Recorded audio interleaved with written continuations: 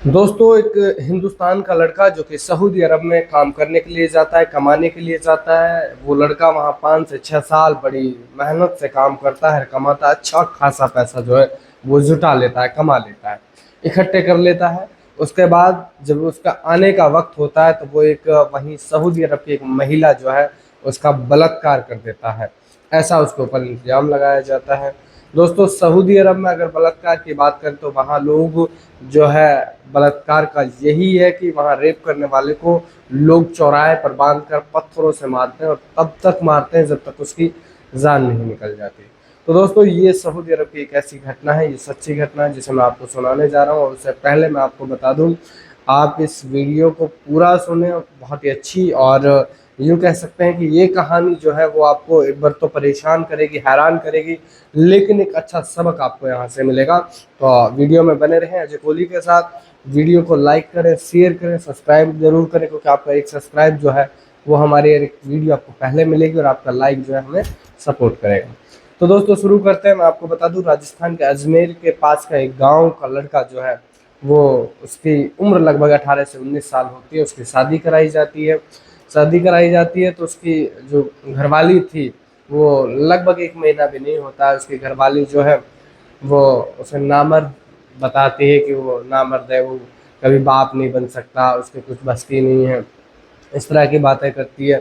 फिर वो आदमी भी देखता है कि लगभग 1 महीना होने को है शादी को, लेकिन ये महिला जो है वो शायद मेरे साथ पूरे जीवन भर नहीं रह पाएगी और मेरा जो जीवन है वो भी नहीं चल पाएगा। तो इस तरह से जब दोनों के मन में ऐसी बातें हो जाती हैं तो आखिरकार वो महिला जो है उसे तलाक ले लेती है। जब वो तलाक ले लेती है तो लोगों के बात ये बीच पहुंचती है कि भाई ये नामर्द है, ऐसी बात है, वैसी बात है। तो लोग जो है बातें बनाते हैं, बातें कहते हैं और ताने मारते हैं।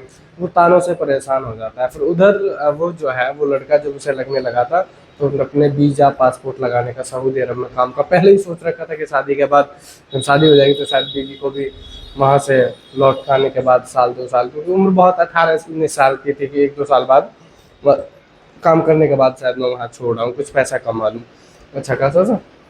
जब उसके पीछे जब उसका तलाक जो है वो हो जाता है, दोनों का तलाक हो जाने के बाद लोग ताने मारने लगते हैं।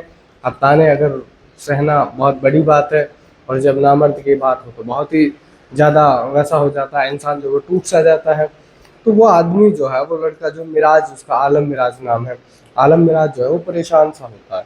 फिर वो अपना इलाज भी करवाता है। इलाज करवाने के बाद किसी हकीम से, मतलब जो देसी दवाइयाँ वो भी लेता है। लेकिन इधर उसका जो सऊदी अरब का पासपोर्ट वीज़ा था वो लग जाता है और वो काम करने के लिए वहाँ चला जाता है। वहाँ वो काम करने चला जाता है, वहाँ उसको काम मिल जाता है। काम जो मिला था उसमें लगभग लगभग उसको 20 20, 18 18, 17 17 घंटे काम करने को मिलता। खाने को वक्त पे नहीं मिलता। लड़का जो है परेशान हो जाता है, लगभग 6 महीने भी काम अच्छे से नहीं कर पाता है और इतने में बहुत बुरी हालतें उसकी होने लगती है। फिर वो वहाँ से किसी तरह से भाग के किसी अपने एक दोस्त के पास वहाँ रुक जाता है। दोस्त के पास रुक जाता है तो फिर वो वहाँ रहने लगता है। फिर दूसरे काम की तलाश में रहता था। फिर एक दिन उसको एक व्यक्ति से जो वहीं का शेख था, उससे उसकी मुलाकात होती है। जो शेख था उसका काम था भैंस गाय बकरी को बेचने का कारोबार था, बड़ा कारोबार था। उसको भी एक ड्राइवर की तलाश थी कि ड्राइवर मिल जाए तो अच्छी बात है। अब उन दोनों की मुलाकात हुई। दोनों की मुलाकात होने के बाद बातचीत हुई। उन्होंने, जो आलम मिराज था उसने अपनी पूरी दास्तां बताई। उसने बताया कि मैं घर से बहुत परेशान हूँ, घर से यहाँ काम के लिए आया तो मेरे जो एजेंट थे उन्होंने मेरे साथ बड़ा धोखा किया। मुझको वहाँ कुछ बताया था कि अच्छा काम मिलेगा, ये था, लेकिन मेरे साथ बहुत बड़ा धोखा करने के बाद अब ऐसे मैं ऐसे यहाँ पे रह रहा हूँ। मुझे अगर आपके पास काम है तो काम दीजिए, मैं तो बहुत अच्छे से आपका काम करूँगा ईमानदारी से। तो वो कहता है कि चलो कोई बात नहीं, आप ईमानदारी से काम करना, मेरे साथ आ जाओ। वो उसको ले लेता है, वहाँ काम करने लगता है। और काम जो है वो उसको ड्राइविंग का रहता है कि वो जो गाय भैंस बकरी का कारोबार था, बेचने का, लाना ले जाना, मतलब बेचना कारोबार था उसके पास बड़ा, वो करता है। अब लगभग जब वो काम करने लगता है तो उसको लिए एक अच्छा क्वार्टर भी दे देता है। वो अलग एकदम क्वार्टर में रहने लगता है। अब काफ़ी सैलरी उसकी थी, वो पैसा उसे मिलता रहता है। तो वो पैसा जो है वो सोचता है कि यार सऊदी अरब है, सऊदी अरब में कोई बेईमानी नहीं करता है।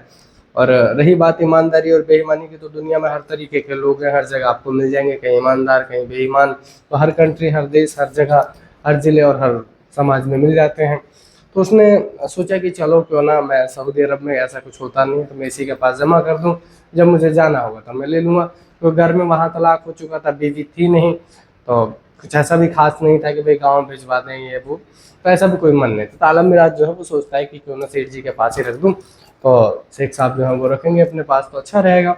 तो शेख साहब को पैसा जमा कराते रहता है, धीरे धीरे धीरे रकम बढ़ती रहती है, फिर उसकी सैलरी भी बढ़ जाती है, तो उसको इंसेंटिव भी मिलने लगता है। फिर बाद में जो है कई साल बीत जाने के बाद तो उनका जो मालिक है वो कहता है कि मैं आपके पैसे जो है एक कारोबार में यूज़ कर रहा हूँ और मैं आपको डबल पैसे करके दे दूंगा, मतलब यानी कि जो है आपको कुछ पैसे बढ़ा के दे दूंगा, जो भी मुनाफा होगा उसमें से दे दूंगा। अब धीरे काम भी चल पड़ता है, बहुत अच्छा लगने लगता है। अब लगभग उसको 6 साल बीत जाते हैं, जब अच्छा काम होता है फिर उसके पैसे भी बहुत ज़्यादा हो जाते हैं। अब वो उससे सेफ से कहता है कि सब मेरे जो पैसे हैं वो आप दे दीजिए, तो वो कहता है कि मैं आपको दूंगा 1 महीना। ऐसे ही वो फिर मांगता है पैसे के, जो मुझे घर जाना है, उसके सपने थे कि भाई अब मैं इंडिया जाऊंगा, इंडिया में सेटल हो जाऊंगा। इंडिया के हिसाब से अगर देखा जाए तो उसने बहुत पैसा जो कमा लिया था। उसका ये था कि वहाँ एक हिंदुस्तानी जो है महिला से शादी करूंगा, शादी करने के बाद अब मैंने वैसे भी अपना फिजिकल टेस्ट भी करवा लिया है कि जब पहले वो नामर्द था, उसकी जो पहली शादी हुई थी उसमें उसने नामर्द साबित कर दिया था, जिसकी वजह से वो शादी टूट गई थी। अब ये था कि अब शादी भी कर लेगा, घर भी बसा लेगा, अच्छे से अपने ऐशो आराम की ज़िंदगी गुजारेगा, लगभग बहुत पैसा उसके पास हो गया है। तो वो बार बार उस शेख से कहता है कि शेख साहब मेरे पैसे दे दीजिए। अब शेख साहब जो है उसके मन में बेईमानी आने लगती है। वो उसे कहता है कि 1 महीने बाद दे दूंगा, फिर रेस्ट कहता है 10 दिन बाद दे दूंगा, फिर कहता है कि 2 महीने बाद, फिर वो कहता है कि मैंने आपको जो बिजनेस में लगाया उसमें भी आने दो जब दूंगा।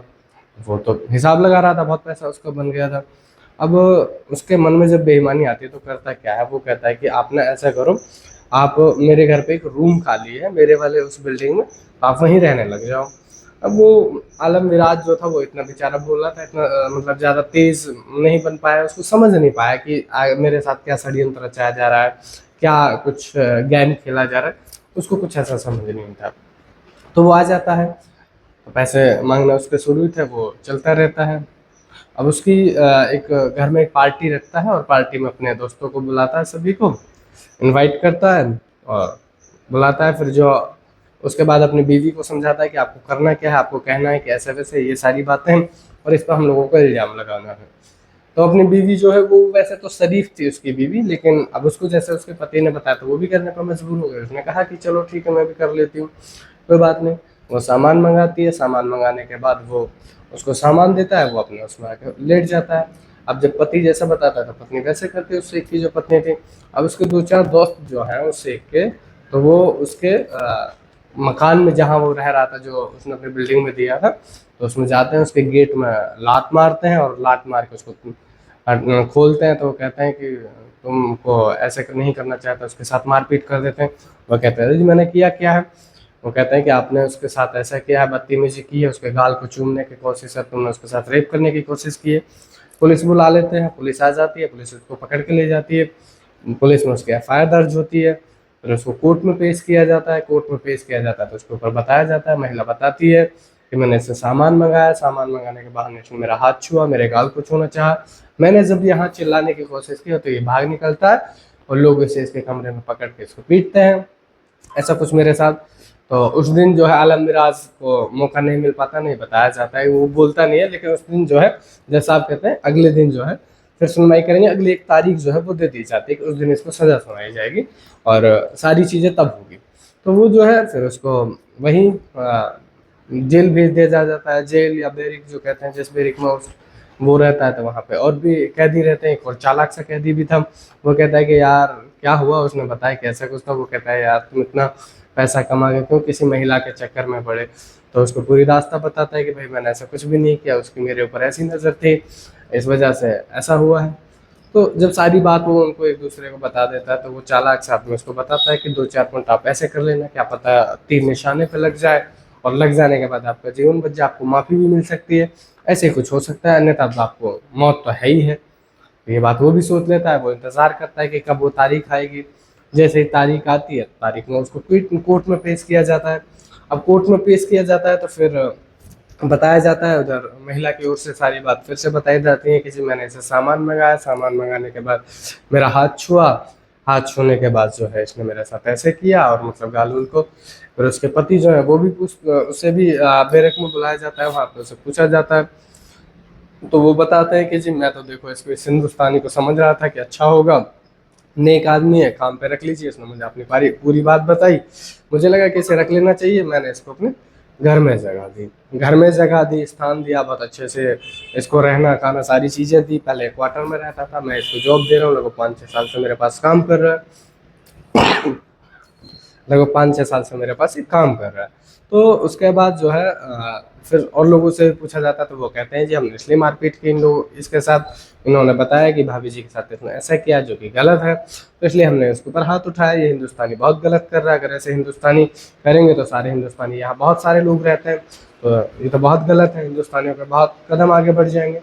तो जब साहब ये सारी बात सुनता है, उसके बाद फिर जो आलम मिराज है उसको मौका दिया जाता है बोलने का। तो आलम मिराज कहता है जी बिल्कुल, ये जो महिला है ये मेरे पास आती थी, मैंने इस महिला के साथ एक बार नहीं कई बार इसके साथ रेप किया है, इसके साथ गलत काम किया है, और मुझे बड़ा मजा आता है। जैसा आप देखिए बात ऐसी है कि मैं हिंदुस्तानी आदमी हूँ, अगर कोई सऊदी अरब की महिला मुझे मिले तो मैं कहाँ पीछे हटूंगा, कोई भी पीछे नहीं हटेगा। मजा आता है कि आजीवन एक बार मिला है तो मर जाने तो कोई बात नहीं।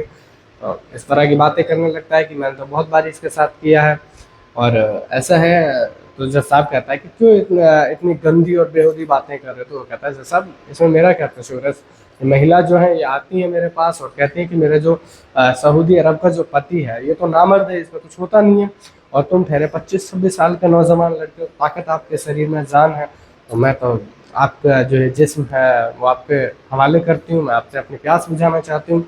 अब मैं क्या करूँ, मैं यहाँ काम करता हूँ, ना करूँ तो मैं क्या करूँ। तो इधर वो महिला भी सुन रही थी जो कि भोली भाली महिला थी। अब महिला जब ये सारी चीज़ें सुनती है तो वो कानों में उंगली डाल देती है, कहते हैं कि तोबा तोबा, ऐसा कुछ भी नहीं है जज साहब। तो जज साहब भी हैरान हो जाते हैं, तो क्या है। तो जज साहब कहते हैं कि क्या बात है बताइए तो आप मुझे।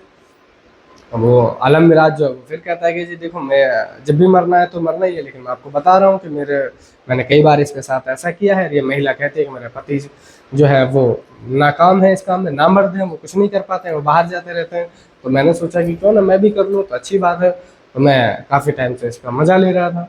तो महिला कानों में उंगली डालते हुए कहती है कि जैसा ये बिल्कुल झूठ है, जो मेरे पति कह रहे हैं वो भी झूठ है, और ये जो आदमी कह रहा है ये भी झूठ है। ये हिंदुस्तानी लड़का आज तक ना मेरे को छुआ है, ना मेरे को देखा है, ना मेरे टच किया है। तो जज साहब कहते हैं कि फिर ये रेप का मामला जो है वो आपने कैसे लगाया।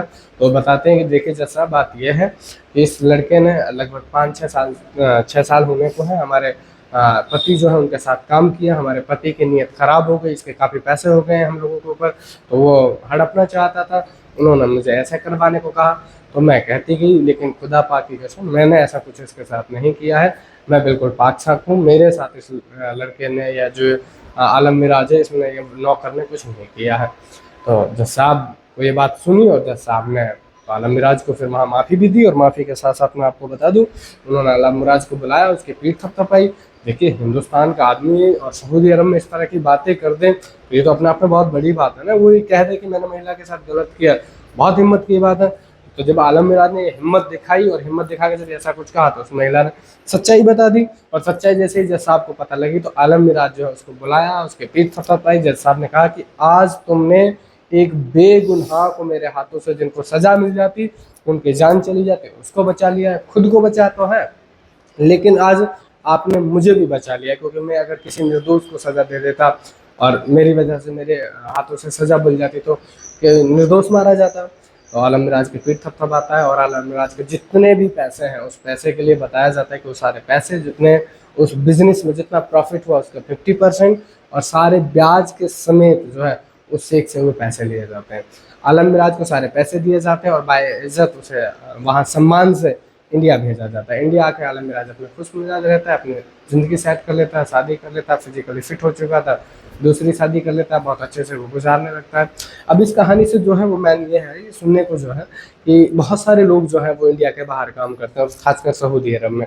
तो आप जो है हिम्मत ना हारें, हौसला ना हारें। अगर कभी आप पे ऐसे गलत चीज़ हो जा रही है, मतलब इल्ज़ाम लग जा रहे हैं, तो आप समझें, सोचें और दिमाग से काम लें, अन्यथा ऐसी चीज़ों से बचें और भगवान या फिर ईश्वर अल्लाह जो है वो आपको ऐसी मुसीबतों में ना पाड़े। हम तो ये चाह रहे हैं कि ना पढ़ें आप, या ना पढ़ें, या फिर ना आपको डाला जाए। बस यही है, कहानी में बने रहें, लगातार हमारे साथ देखते रहें। और जो भी दोस्त हमारे साथ जुड़े हैं, जो कमेंट करेंगे, उनका जो है बर्थडे होगा या फिर किस ज़िले से हैं, किस डिस्ट्रिक्ट से हैं, वो ज़रूर हमको बताएं। और कहानी कैसे लगी, देखिए कहानी में कमेंट ज़रूर करिएगा। आप जो कमेंट करेंगे, अगली वीडियो में हम आपके कमेंट कहाँ से हैं आप वो सारी चीज़ें बताएंगे, आपने क्या कहानी में कहानी को लेकर कहा है। जितने भी आपके कमेंट होंगे वो सारे कमेंट्स आपको बताए जाएँ। अगली कहानी का आप इंतज़ार करें। आपको बता दो, इस कहानी का मकसद मेरा ये था कि आपको एक अच्छा सबक और एक अच्छी सीख जो है इसे लेनी चाहिए। धन्यवाद।